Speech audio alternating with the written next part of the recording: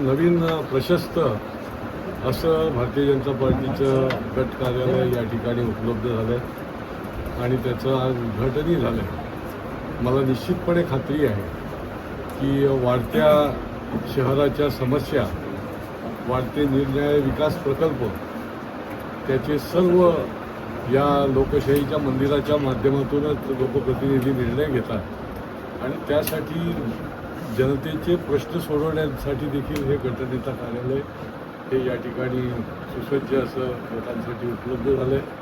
मला निश्चितपणे खात्री आहे की आत्ताच एक महिन्यापूर्वीच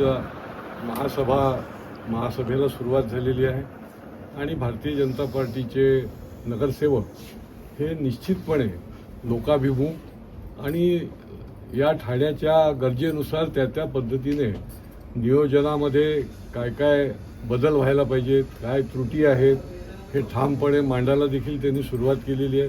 शेवटी आमचं नातं जे आहे ते ठाणेकर जनतेशी आहे आणि या जनतेला या माध्यमातून न्याय देण्याचं आणि त्यांच्या समस्या सोडवण्याचं काम जे आहे ते या माध्यमातून निश्चितपणे केलं जाईल।